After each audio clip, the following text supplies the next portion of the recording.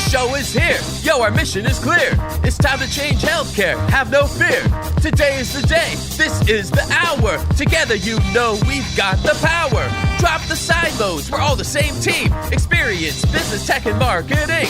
How can anyone be satisfied with the way things have always been? Yeah, we've tried. So join us now. Join the revolution. Consumer first health is the evolution. Status quo, more like status no. Yeah, this is the healthcare rap. Y'all, come on, let's go.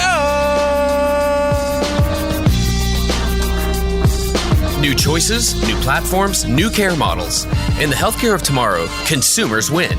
But who will design it? What will it look like? And how long will it take? We're here to answer those questions with some provocative thinking about how to create the healthcare that people actually want. Ready to roll up your sleeves, look at the world a little differently, and explore the frontiers of consumer health together? Join us. This is the Healthcare Wrap. Welcome back. I'm Jared Johnson from Shift Forward Health, and here's what's going to go down today. We have the Flava of the week about CVS completing its acquisition of Signify Health. Why is now a good time to revisit their $8 billion bet on home health? And how can we use this moment to develop a disruptor's mindset? I'll talk about that. Then we continue our theme of building up the consumer muscles within healthcare organizations by welcoming Kathleen Ellmore from Engagys. Kathleen shares where providers and health plans are succeeding when it comes to consumer-focused innovation and where they're struggling. She'll also call out the role of data as we assess how to engage with consumers. It's time to dive right in. Are you ready? Let's go.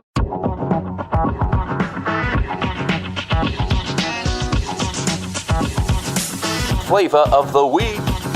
On March 29th, CVS announced that it has completed its acquisition of home health giant Signify Health. The deal was announced in September 2022, nearly 7 months ago, at a value of approximately $8 billion, which is one of the biggest investments, if not the biggest, in home health to date. It's interesting to see how the home health game board has stayed in the spotlight during that time. A lot of disruptors are making their bets on the move from beds to bedrooms, including some familiar names. Village Medical at Home, part of the VillageMD Walgreens conglomerate, is in full swing with its network of clinicians making house calls. Best Buy has firmly planted its flag in the ground with its newest partnership with Atrium Health, the country's largest hospital at home provider, as well as their acquisition of Current Health's tech ecosystem and rolling out the Geek Squad to set it all up in your home. And now CVS is officially in the game with access to Signify Health's nationwide value-based network of more than 10,000 clinicians in all 50 states. As we've heard from recent guests on this show, including Village Medical's Dr. Thomas Cornwell and Current Health CEO Chris McGee, health at home is having a moment right now, though it's hardly a new frontier.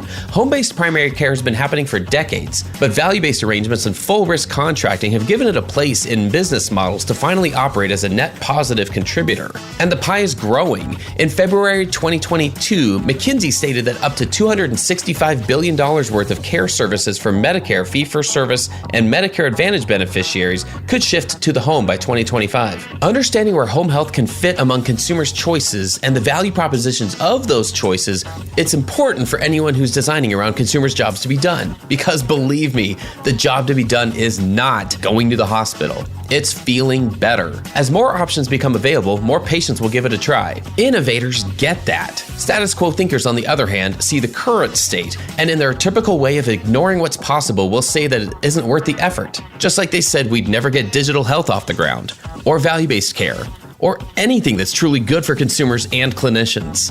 Home health presents greater opportunities to meet many basic needs such as comfort, familiarity, and reduced anxiety. I say ignore it at your own risk. But for consumer-minded changemakers, it's important to learn more about this area, including who the major players are, what they offer, and how their services can meet consumers' needs that aren't typically met in a hospital setting. It also reemphasizes that a hospital-centric lens isn't always the best way to look at experiences. This makes many people uncomfortable, while I admit it gets me pretty excited. And I think that's what a lot of healthcare is still scared to do when it comes to designing consumer-first experiences. Many are still trying to reimagine experiences within such a tiny box that the benefits will be minimized. As always, I'm not trying to pit one side versus the other. I'm trying to open your mindset to the possibility of how offering healthcare in a setting other than a hospital or doctor's office can meet consumers' needs. And that if you limit yourself to thinking that care has to happen in one setting or another, you limit the possibilities. Let's pay attention to home health, if for no other reason, so that it teaches us a disruptor's mindset. That's another way that we'll build the healthcare of tomorrow. And that's the Flava of the week.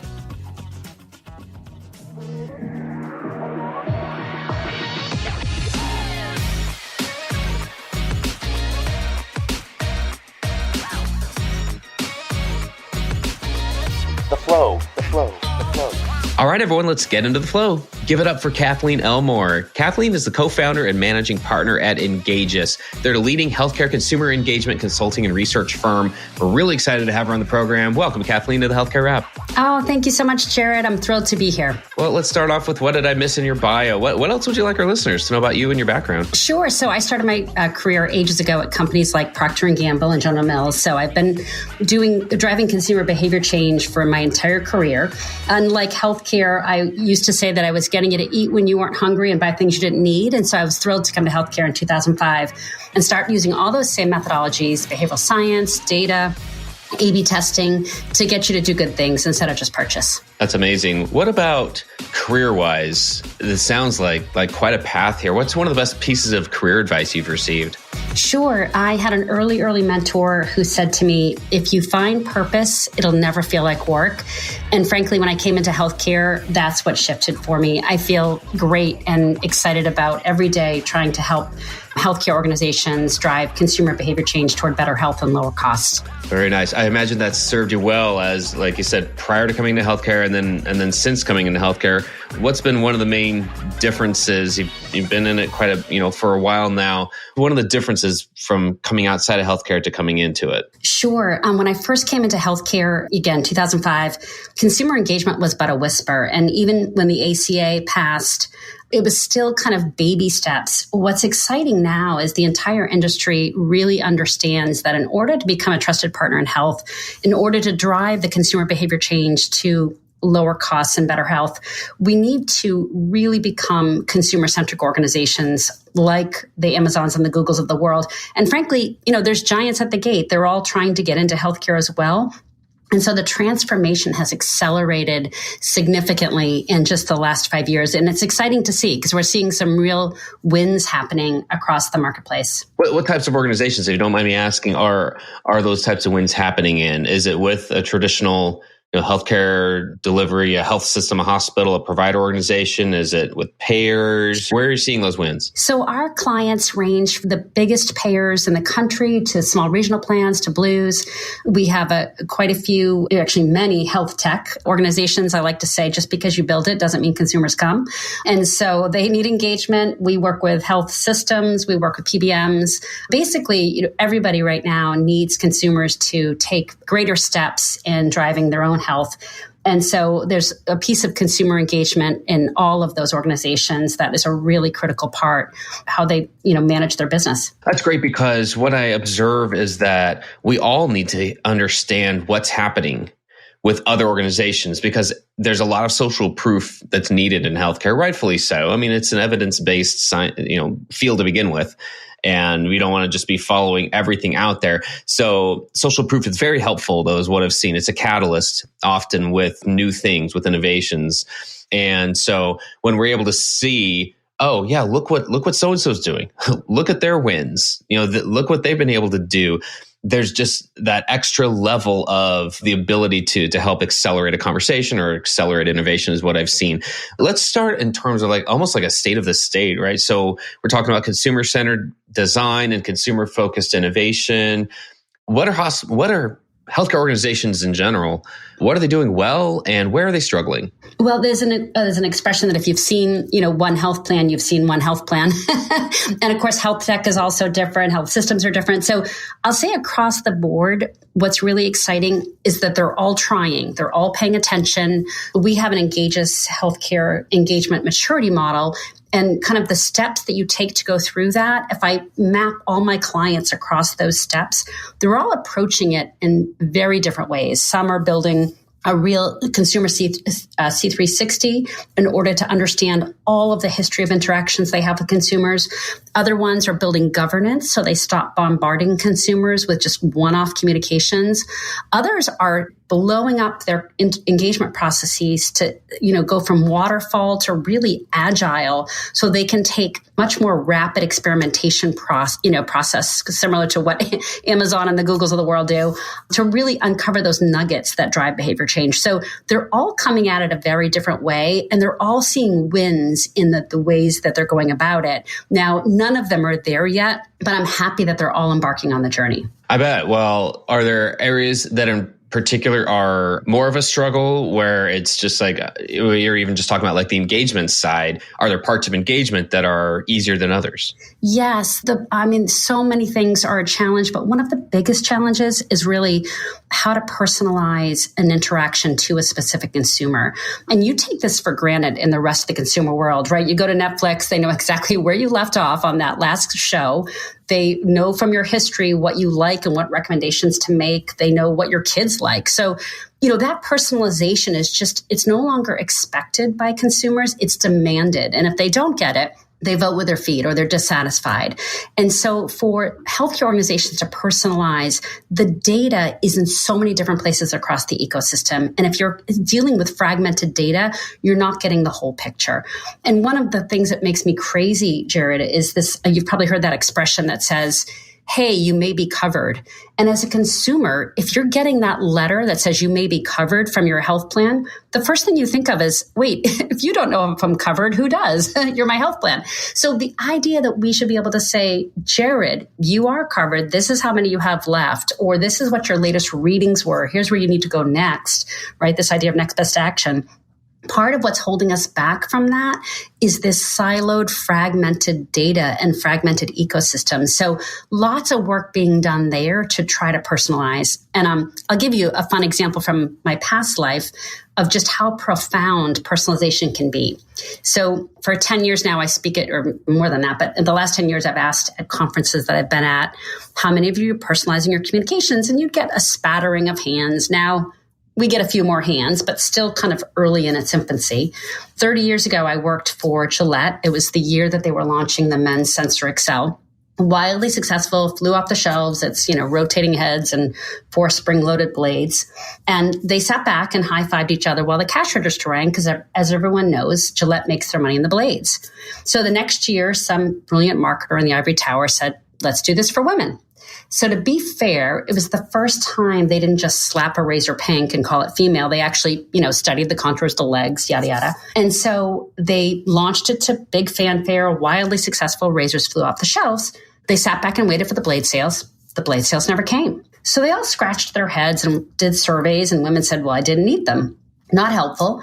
So they brought women into their super secret shaving lab in South Boston to watch them shave. Super creepy, but good market research. It turns out when men cut themselves, they blame the blade, throw the blade away, and buy a new one. And when women cut themselves, they blame themselves. So there's never a reason to change your blade. So for Gillette, that was just a profound insight that, for men versus women, sorry to use a binary example, but that was the 90s, they needed a completely different strategy. And so when you think about healthcare, right, not only do I have a very wide target market. At Cheerios, I had affluent moms with brand new babies. In health, so of course I could get the messages right.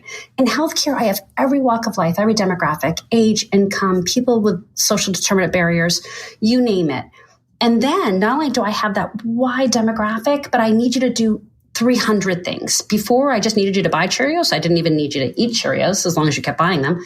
Here, I need you to pay your bills, stay loyal, get your screenings, you name it. So of course, I can't possibly use a one-size-fits-all strategy. I need micro segments. I need hyper-personalization.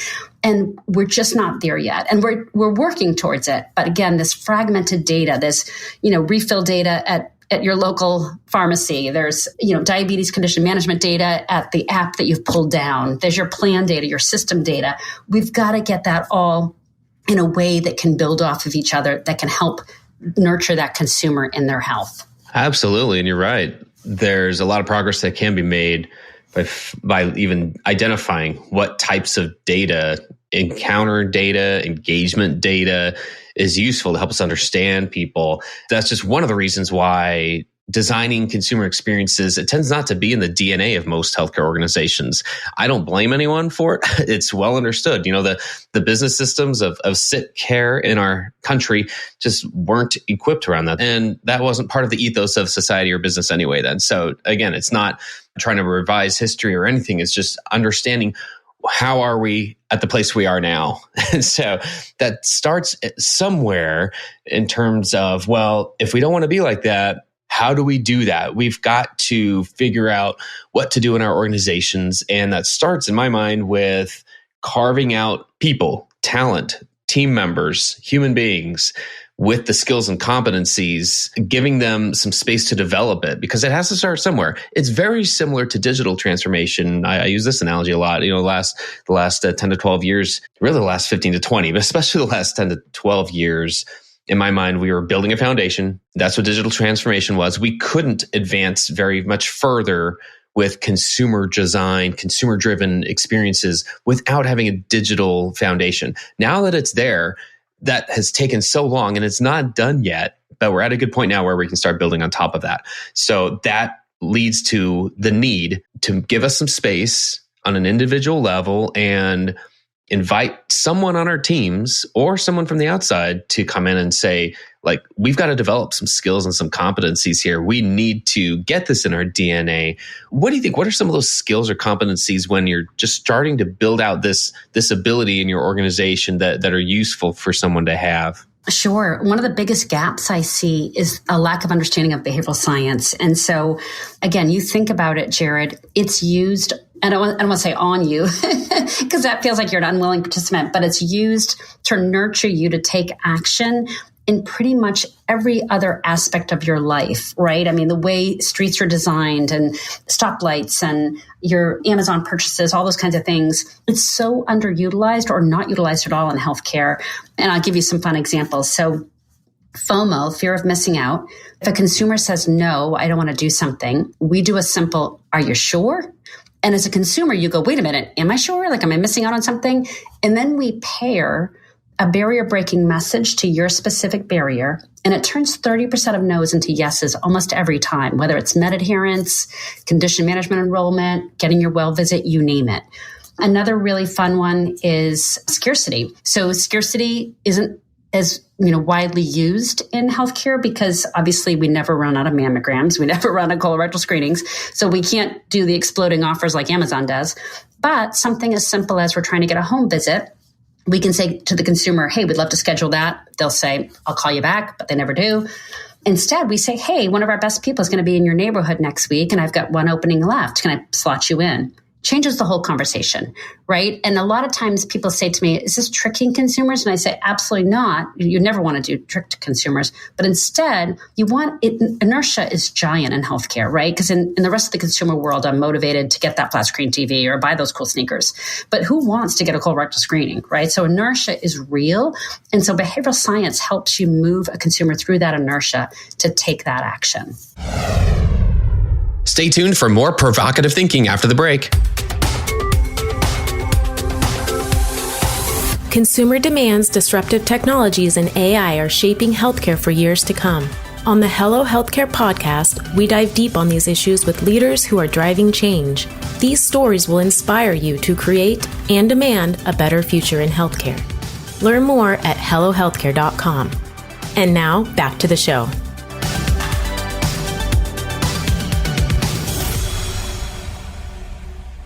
That is a big piece. And it's not part of a marketing DNA, for instance. It's not part of a lot of digital teams that have created the architecture needed to connect data or created an experience on a web property or an app or wherever it is. There are a lot of those pieces. That's definitely not a piece of that DNA a lot of times. What else can we do to build? I mean, this is also like building muscles, right? What else can we do to build those consumer muscles? Sure. Well, I like that you talked about kind of the people in the process because, at some of these organizations we work with, they have all the technology that they could ever need. I mean, they have, marketing automation and engagement automation, in every pocket. And so it's really about kind of organizing themselves in a way that brings the different talented people with their different skill sets into a kind of more agile process so that they can start working together instead of working in silos, right? Because you might be the best data scientist, but if you don't have the people that are kind of next to you in copywriting to take what you're doing and kind of, try a bunch of different things with consumers to see what's working, then it's wasted talent. And so we're kind of helping plans do that, is to kind of break down the silos, bring these talents together, change the process so that it's not so kind of arduous and long. Instead, it's rapid, it's experimentation, it's A/B testing, because what might work on you today, Jared, might change tomorrow after you've had a diagnosis. And so really keeping your finger on the pulse of your populations across the different actions you're trying to drive is a systematic kind of total process change from where folks are now. Well, process is a big part of it, isn't it? I think scale is always one of the challenges. Yeah, like it's like seeing that momentum and sharing the stories of what is happening. That's one of the best ways for us to keep that momentum going, it seems like. Absolutely. And we're seeing pockets and islands of excellence everywhere. When you start this process, you can't help but realize quick wins. I'll give you a fun example. So we helped a medium-sized plan with a communications inventory. So we went around and we actually, tracked with 26 different attributes all of the engagement interactions they were doing across the organization. And we weren't even trying to rewrite, but we found this one letter for the women's screening.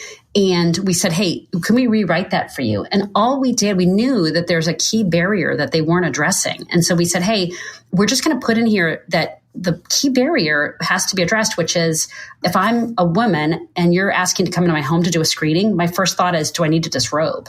And so we added into the letter and the call script, hey, and you don't even need to take your clothes off. And they ended up getting a 35% year-over-year increase in that one measure. And really, the project was about taking inventory. So there's, just quick wins anytime you start this process, no matter where you attack it, whether it's data, technology, process, the actual message itself, you're going to find that you improve results. That's amazing. There's a lot of low-hanging fruit, it sounds like. Exactly. That's right. Are there other success stories that come to mind just about co-designing a consumer experience? So that the example you just gave was one that almost sounded like it was such a low-hanging fruit. It happened when there wasn't even a focus on that particular wording. That wasn't the problem you're trying to solve. Are there other success stories out there where they've seen? Yes, we redesign experiences for them all the time, and we sometimes do it kind of on a very foundational level where we're standing up how the data interacts with each other, or we're doing it kind of like right at the consumer level, which is what the message of the letter or the call or the interaction says. And so that we were helping an organization that was helping Medicaid plans get folks who deserved it to be enrolled in SSI benefits. So a giant win-win all the way around, right? It's helping consumers that didn't know that they were eligible for their disability, get benefits that were coming to them. And so their original communication had exclamation points and color and photos, and they were getting kind of a low response rate. And I said, well, if someone's trying to give you money and you have to put an exclamation point on it, right away, I'm like, what's the catch? If you're selling me the fact that I have money, there's something wrong here. So I like to say that we stripped all the fun out of it, added a lot of behavioral science, and we ended up more than doubling their engagement, which equated to millions of people realizing the benefits that they had, which is, so awesome for the folks that really needed it. So anyways, I have a million stories of improving results, little tiny things from just if you add a date in a top of a letter and you use a double window so that date shows through. Even if it's not time sensitive, when a consumer sees a date on an outer envelope, they immediately think time sensitive and you're more likely to get them to open. So tons and tons of little nudges. There's no silver bullet. It's a game of inches, I like to say. But if you put all those inches together and you start to get real results. Absolutely. So who are the main stakeholders that you'd be working with in an organization? I'm just curious, which teams tend to own this process? Sure. So if an organization has a CXO, that's perfect for us, or a head of a consumer engagement.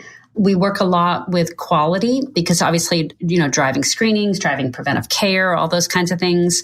We work with folks who have specific populations, heads of Medicare, heads of Medicaid, commercial, you name it. We work with service ops. We are kind of sometimes in the, foundational elements, really in that nitty gritty of how calls come into the call center and should they be transferred to a care rep instead if this is a consumer that's targeted for condition management. So we can kind of almost talk to anybody in an organization because it all does come down to consumer engagement, really. If you're in an organization that is driving consumer behavior change, it's like when Southwest used to talk about reducing lost luggage is everybody's responsibility. In any of these healthcare organizations, driving behavior change is everyone's responsibility, even if it doesn't feel like it. Well, we're really talking about getting this into the DNA of a whole team then, and it's got to start somewhere. That's fantastic. I mean, what I've seen from that one reason I asked that was I have seen that professionals who are involved, who are consumer minded, right? This does feel like it starts with a mindset. There are muscles we need to build here, but there's also a mindset of, I understand the importance of this. I understand that it can lead to an improvement of the business outcomes that we're trying to reach. Like you said, of whether that's an enrollment or increased screenings or whatever it is, that it starts with a mindset, and that doesn't always happen in the same department. It feels like people come from different titles. They come from different departments. How do you think we can bring that together as a community? How can we coalesce and build up this community? It sounds like part of it is communicating back and sharing these stories of success and who was involved and helping build a business case continually for it. Are there other ways we can coalesce and just build up a community of professionals who are consumer minded? Well, I do have all kinds of organizations that I belong to that I feel like I have partners in this goal of folks working on, consumer engagement. But then within organizations themselves, we're doing things like setting up lessons libraries. We are baking insights into marketing automation because everyone individually are learning so many great lessons on this that unless we start compiling them, right, we're never going to go as fast as we want. So what's cool is we are seeing ways to bake these insights into the everyday processes so that you're not starting, recreating the wheel every time you do this. You're actually building on what's been learned across your teams and across the enterprise. Gotcha.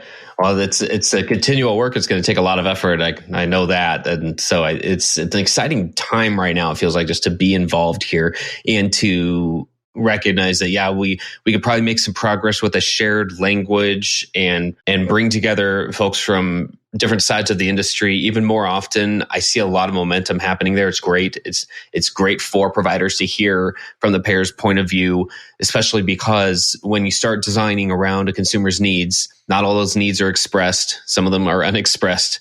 I mean, that's Amazon to the core, right? It's and even Apple a lot in my life. It's like, I didn't realize I needed that. Now I can't live without it. Like that that's feature. Right, exactly. Well, I think of it as like Maslow's hierarchy of needs, but if I apply it to engagement, like we all want to delight the consumers, but in order to kind of reach that tippy top of delight and fulfillment and self-awareness, we just have to get the foundational elements right. I used to consult to AT&T Wireless, and they wanted to hire Mick Jagger for their commercials. And I was like, look, if we're still dropping calls, this was in early network days, it doesn't matter who you hire, right? You've got to fix the basics before consumers will trust you.